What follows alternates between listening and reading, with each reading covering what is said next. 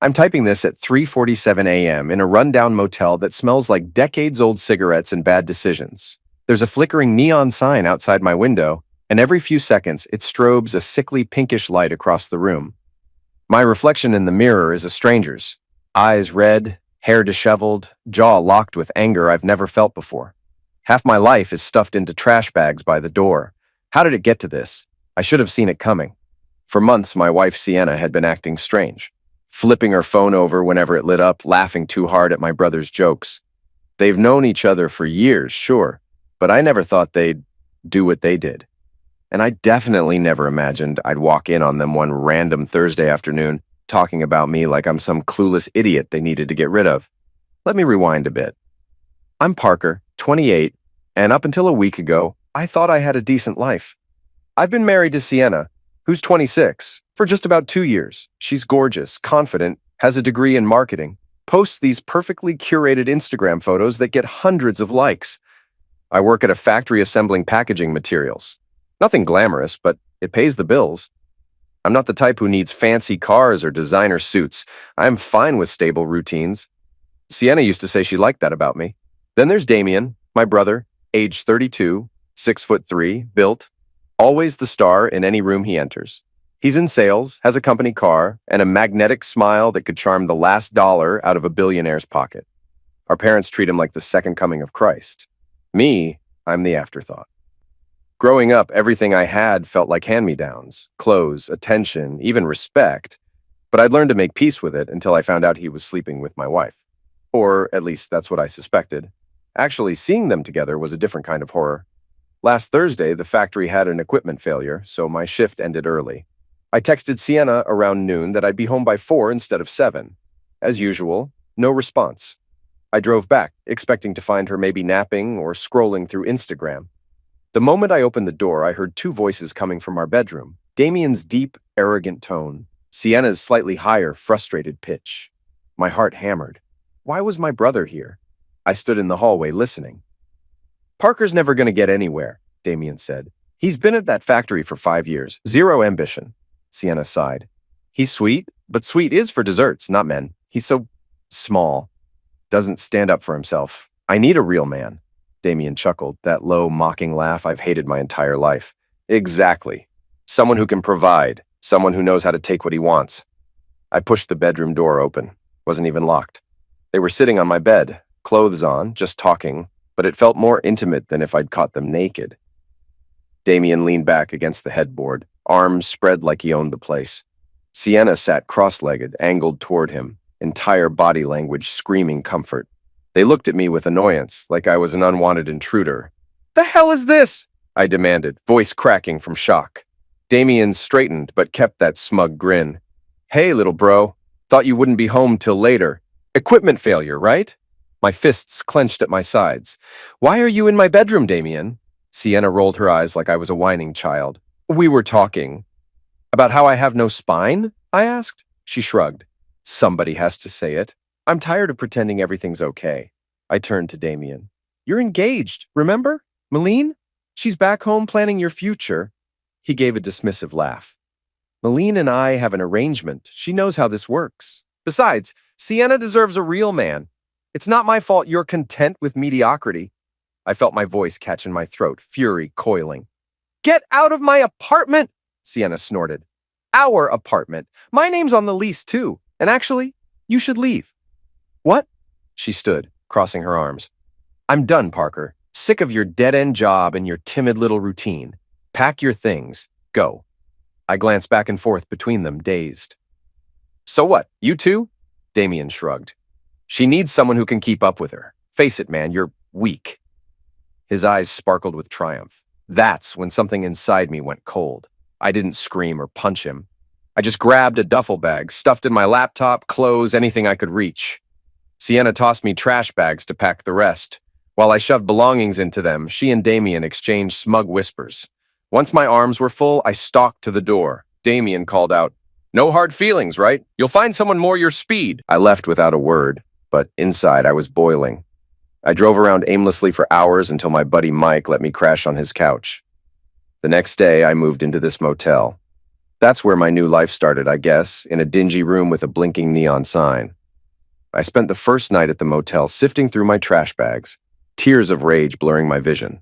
That's when I found my old iPad, the one I'd barely used since Christmas. I booted it up. To my shock, it was still linked to my iCloud, and apparently still synced to Sienna's phone because when she ran out of storage, I'd added her to my plan. Messages, photos, voice notes, everything. It felt wrong, but after what happened, I figured I had every right to see the truth. The texts between her and Damien went back months, starting with casual flirting, building toward meeting up while I was at work. One message from Damien made my stomach turn to ice. Taking your wife is a bonus, but the real thrill is seeing that look on Parker's face when he figures out he lost again. Like back when we were kids and I took his bike. Some people are just born losers. So this was a game to him. Not even about love or lust, just taking something from me to prove he could. Sienna was fully on board, complaining about my lack of ambition and boring lifestyle. They planned how to slowly nudge me out. She even told him the best times to come by, how to avoid me. She mocked me for not noticing the signs. I saved the screenshots to a private folder, my hands shaking with fury. Damien had a big promotion coming up with our Uncle Edwin's company. He was also engaged to Malene with an engagement party in 2 weeks. Perfect life, perfect fiancé, perfect everything. Except now I had proof of his scumbag nature. They called me weak. Fine. I'd show them what a weakling can do when cornered. You'd think my parents would be outraged on my behalf. But no, they've always favored Damien. It's been, Damien's so successful, so charismatic since we were kids. When I showed up at their house, eyes bloodshot and voice shaking, Mom and Dad glanced at each other uneasily. I told them Sienna and Damien had betrayed me. Mom frowned. Dad rubbed his temples. Then they started with, Parker, maybe if you'd paid more attention to your wife? Maybe if you aimed higher in your career? I stared in disbelief. Are you blaming me for her cheating with my own brother? Mom sighed. We're not blaming you exactly, but sometimes women stray when they feel unfulfilled. You've been stuck in that same job for years. Dad nodded grimly. Damien's dynamic, Parker. He goes places. You can't fault Sienna for wanting more. My throat tightened. You two are unbelievable. Mom grabbed my hand, pity in her eyes. We know this is hard, but we're sure your brother didn't mean to hurt you. He's always looked out for you. I jerked my hand away, rage nearly blinding me. Looked out for me? He's the reason I'm homeless right now. Dad waved a dismissive hand. Stay here for a few days, calm down, then talk to him, see if there's a misunderstanding. I stormed out. They didn't follow. Apparently, once again, Damien was their golden boy. I was just the worthless younger son who should have tried harder to keep my own wife. I took 2 days off work, claimed I was sick, just so I could cool my head. But instead of calming down, I dug deeper into Damien's digital footprints. I found references to how he managed certain corporate accounts at Uncle Edwin's company, how he might be stealing credit from subordinates. I found pictures of him partying with coworkers while claiming to be out of town on business. I also discovered messages to Malene, his fiancée. He barely mentioned Sienna by name, only alluding to a side piece. The man was engaged and still chasing my wife for sport. My fury only grew. Uncle Edwin is Dad's cousin, but we've always called him Uncle. He's wealthy, runs a prestigious logistics firm. He adores Damien, sees him as the next big star. Perfect place to strike. I arranged a meeting under the pretense of seeking career advice. He invited me to his country club. Plush carpets, crystal chandeliers. He sipped a glass of scotch while asking about my future plans. I let him talk, then casually brought up Damien's upcoming promotion. You must be proud, I said. He's set to handle some major accounts, right? Edwin's eyes lit up. Yes, indeed, that Northfield account especially. He's shown real promise. I feigned concern. But I heard some rumors about him taking credit for work his team did. Could lead to nepotism talk, you know? Edwin frowned. What rumors? I showed him a few carefully chosen screenshots. Damien bragging via text about how he borrowed his subordinate's work and passed it off as his own. Another mention of questionable use of company funds for personal expenses. Edwin's frown deepened. He scrolled, silent, then rubbed his temples. I never thought, well, people can exaggerate, he said quietly. I hope they did, I replied, forcing a sympathetic tone. I just don't want this to blow up in your face. You've always been fair, Uncle. He nodded, finishing his scotch. I appreciate you bringing this to me. I'll look into it. Score. I left the club feeling a glimmer of satisfaction. Damien's corporate world was about to get a thorough audit. Back at the motel, I started getting frantic messages from Sienna. Please, let's talk. I made a mistake. I ignored them. Then a text from Damien. Stop whatever you're doing. This isn't funny. I refused to reply. Let him sweat. My phone blew up with missed calls from Mom, Dad, even Malene, who apparently got my number from a mutual acquaintance. She left a voicemail. Parker, I'd like to meet and discuss something about Damien. I decided it was worth hearing her out. Maybe she'd provide more ammo. I met Malene at a chic cafe. She looked rattled, tapping her manicured nails on the table. After some awkward small talk, she cut right to it. I heard you and Sienna split. Damien hinted it was a mutual decision that you two just drifted apart. But then I found some messages from him to your wife. I nodded grimly. It's more than messages. They plan to push me out. She swallowed, eyes watering. He's been lying to me for months. I confronted him. He claimed it was just flirting. Then I found evidence he's been with other women too, not just Sienna, She faltered. I gave the ring back, called off the engagement. My anger flared again, but for her, not at her. I'm sorry. You deserve better than that snake. Her voice trembled. I'm the one who's sorry. I believed in him. My parents adored him, and now I don't know what to do. I called you because I heard you might have more information. I showed her screenshots, letting her read the vile words between Damien and Sienna. She went pale. He's bragging about humiliating you. It's all some game to him. I nodded. I know. She pushed the phone back to me, face set. Thank you for telling me. I'm done with him. And if there's anything else you need to expose, let me know. We parted ways with a strained hug, two people who'd both lost illusions about the same man. I was so consumed by bitterness that I started fantasizing about physically hurting Damien. But I'm not a street fighter, and I didn't want to get locked up for assault. Instead, a darker idea took shape. If I couldn't smash his face, I'd smash something he adored even more, his car, a pristine black BMW he bragged about endlessly. One night near my motel, I ran into a homeless guy rummaging in a dumpster. He seemed desperate, shivering in the cold. I approached him, heart hammering in my chest with a twisted sense of purpose. I offered him a few $100, money I really didn't have to spare, to set Damien's BMW on fire. Gave him the license plate, the location, told him to do it at night with no witnesses. He stared at me like I was insane, but eventually took the cash and slipped off into the darkness. I told myself it was just talk, that he might take the money and vanish. But 2 nights later, I saw a local news alert on my phone. A car fire at the Westside Athletic Club. Black BMW. Suspected arson. My heart pounded.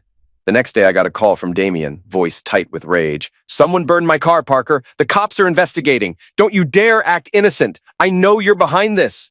I tried to keep my voice steady. That's a serious accusation. I have no idea what you're talking about. He cursed. You're playing with fire. First you sabotage my promotion, then you turn Maylene against me? Now this? All because I took your wife? My blood ran hot, but I said, seems like your perfect life is unraveling.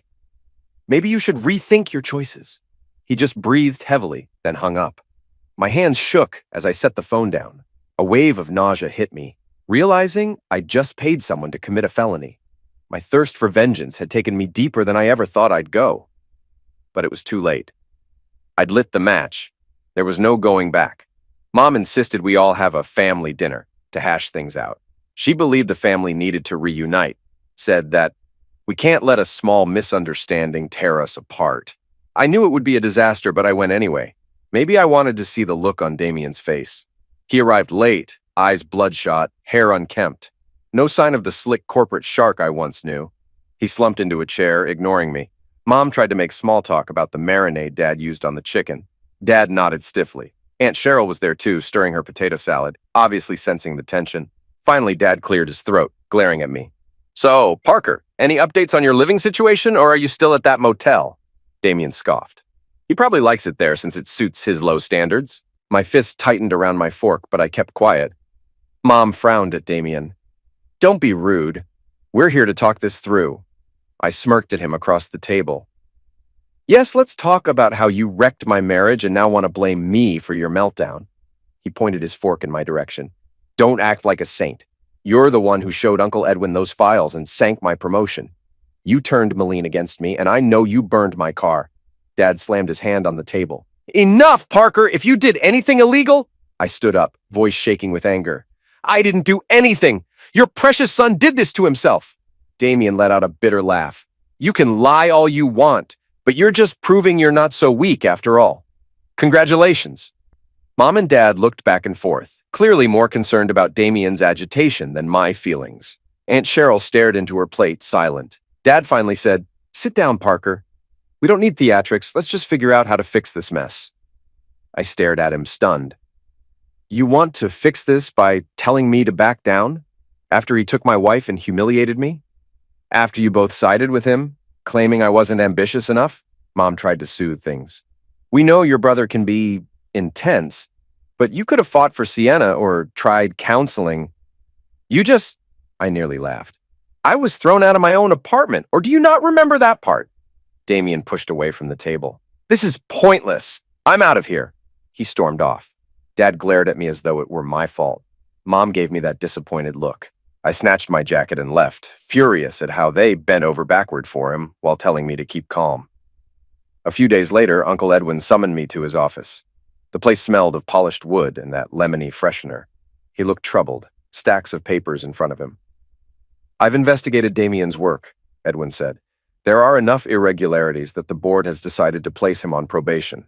The promotion is off the table. Frankly, I'm disappointed. He paused, studying me. You wouldn't have come forward if you didn't think it was important. But I also sense there's a personal vendetta here. I swallowed. Damien destroyed my marriage. Edwin's face tightened. I heard rumors, but I had no idea it was this severe. I'm sorry. Regardless, the company can't reward unethical behavior. Damien's out of the running for the promotion. I nodded, a grim satisfaction stirring. Understood. As I was leaving, Edwin touched my arm. Parker, there's a lower-level management opening soon. If you're interested, call me. This family's gone through enough turmoil. I thanked him, but didn't commit. Part of me wanted to keep my distance from everything associated with Damien. Still, it felt good to know I'd knocked him down a peg or two. It wasn't just Damien who was spiraling. Sienna's roommate, Heather, reached out to me, saying Sienna had my spare headphones and a jacket. I met Heather at a nearby park during her lunch break. She handed me a small box with my stuff, then hesitated. She's been lying to you for months, Heather blurted. Damien was coming over since January. She told me she wanted someone more successful, more exciting, but after you left, Damien ghosted her. He blocked her number, told her it was just a game to prove he could take her from you. I stared, a hollow sense of vindication swirling in my gut. So, Sienna's alone now? Heather nodded. She's devastated. She actually cared about him, I think. But he used her. She's been crying for days. She keeps saying she didn't realize how bad it would get. I snorted. She humiliated me in our own home, took my brother's side, and literally threw trash bags at me. Hard to feel sorry for her. Heather pursed her lips. She regrets it, but I get it. I wouldn't forgive her either. Look, I'm moving out soon. The tension is unbearable. We chatted briefly about her needing a new place, but I wasn't about to rent a room to Sienna's roommate. I told her politely that I was settling into my own apartment soon. No more motel for me. She left, wishing me luck. I wondered if Sienna was rotting in regret, then told myself not to care. One evening, as I was returning to my room with a plastic bag of microwave dinners, I saw Damien by my door. My pulse spiked. He looked drunk or strung out, eyes bloodshot, hair a mess. He staggered toward me, pointing a finger in my face. You ruined my promotion. Maline's gone. My car's in ashes. And Sienna keeps calling me, whining that I used her. He gave a shaky laugh. Congratulations, Parker. You're not a loser anymore. You're a monster. I gritted my teeth. Get away from me. He shoved me against the wall, breath reeking of whiskey. This is all your fault. You couldn't just let me have a little fun, could you? You had to nuke my entire life. I shoved him back. You humiliated me. Took my wife just to prove you could. Don't cry about consequences now. He stumbled but didn't advance. I never expected you to fight back like this. Guess I underestimated how nasty you could be. You're worse than I am. Maybe, I said softly. But now you know how it feels to have someone rip away everything you value, he scoffed. You think you've won some moral high ground? You paid a homeless guy to torch my car. Don't deny it. My heart pounded. Prove it. He let out a bitter laugh, stepping back. You really are a piece of work. I might tell the cops I suspect you. Not sure if they'll believe me, but at least it'll drag you down too. I stared at him, unflinching. Try it. All you'll do is embarrass yourself further. You have no evidence. And you can't exactly waltz into a police station explaining why your brother might want your car in flames, can you? He glared, wavering on his feet. This isn't over. Then he stumbled off, nearly tripping over a loose piece of sidewalk. I watched him go, a hollow ache in my chest. Once upon a time, he was my brother. Now, I was consumed with hatred so deep I'd torched his life in return for him torching mine. A few days later, Sienna texted me, claiming she had a few more of my things. She asked me to meet outside our old apartment. I almost refused, but part of me wanted closure, so I went. She was leaning against the stair rail, arms folded, eyes rimmed with red, face pale. When she saw me, she tried to smile. Can we talk inside? No. I kept my distance. Just give me my stuff. She bit her lip. Why won't you just hear me out? Because you threw me out like trash. You and Damien had a grand old time laughing at me, and now that he's dropped you, you want me to take you back? That's not happening. She flinched. I'm sorry. I was stupid. I let him fill my head with ideas that you'd never get anywhere, that I deserved more. But he didn't actually care about me. He just wanted to one-up you. I stared. I know. She blinked away tears. I didn't think it would go this far. I thought, maybe you'd fight for me. Show me you had ambition. Instead, you just left. And now you're punishing me, punishing him, burning everything down. I laughed without humor. You wanted me to fight for you after you declared you needed a real man? You humiliated me, kicked me out of the apartment I paid for. I owe you nothing. Her tears came then, but they did nothing for me. I understand if you can't forgive me. We had 2 years, Parker. Can't we try again? I shook my head. A stone lodged in my throat. You chose my brother. Live with that choice. She tried to argue, but I turned and walked away, refusing to look back. My chest felt tight, but I knew there was no future there. Not after what she did, not after what I'd done in return. That weekend, my mom called, frantic. Damien had shown up at their house, drunk and raging, blaming me for everything. Dad tried to calm him, ended up driving him to some friend's place. Mom wanted me to meet them for another family talk. I refused. There was nothing left to say. Uncle Edwin texted me that Damien was officially terminated. He'd found more shady deals, more evidence that Damien lied about sales numbers. The board had no choice. Damien's entire corporate career was in ashes. The news should have felt sweet, but it just felt hollow. I'd gotten my revenge, but there was no real triumph, just a gaping sense of loss for who I used to be. I signed the lease on a tiny apartment with noisy neighbors and a faulty heater, still better than the motel. As I unpacked, I found the watch I'd saved up to buy Damien for his 30th birthday. A watch Malene returned to me, saying he didn't deserve it. I pinned it to the wall, letting it remind me that some gifts turn to curses if given to the wrong person. Sienna kept sending messages, apologizing, claiming she'd made the worst mistake of her life. Eventually, I blocked her. My parents disapproved, telling me I should work things out, as though I was the one who'd messed up. But their pleas fell on deaf ears. They never defended me once. They'd chosen their favorite son, even if he was a cheat. Damien's meltdown continued for weeks. Word spread among family and friends that he'd lost his fiancée, his job, and was rumored to have debts from his partying lifestyle. He called me a few times in a drunken haze, spewing threats and accusations, then sobbing that he had nothing left. I'd hang up, emotions swirling, hate, pity, satisfaction, regret, all of it tangled in a knot. One night, he actually showed up at my new apartment building. He banged on the door, reeking of liquor. He ranted about how I'd ruined him, how I was always jealous. I told him to leave before I called the cops. He staggered away, cursing me. A couple of weeks after the dust settled, I got a call from Uncle Edwin. He offered me a chance to interview for a mid-level position. Said he recognized I was more capable than anyone realized, that maybe I just needed the right environment to shine. For a moment, I considered it.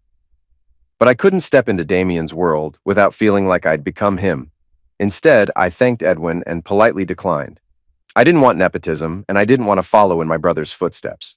Even if it was a good career move, I'd find my own path. I'd love to say there's some neat resolution, but life doesn't work that way.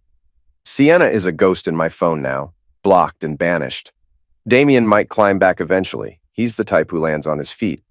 But for now, He's living in a friend's cramped spare room, sending me venomous texts about how I destroyed him. My parents still think I'm partly to blame. Aunt Cheryl tries to invite me to family dinners. I usually skip them. All I know is that for the first time, I'm free from being overshadowed. Sure, I'm haunted by the extremes I went to: arson, sabotage, exposing every secret. But if I've learned one thing, it's that quiet doesn't mean weak. Everyone has a breaking point, and when I reached mine, I stopped caring about right or wrong. Am I proud of the man I became to take revenge? Not really, but I can't deny there's a grim satisfaction in watching the mighty fall. If that makes me the villain, then so be it. At least nobody laughs at me anymore. At least Damien finally knows I'm not just some doormat he can walk all over. And Sienna knows, too, that I'm not her safety net. Maybe one day I'll find it in me to forgive.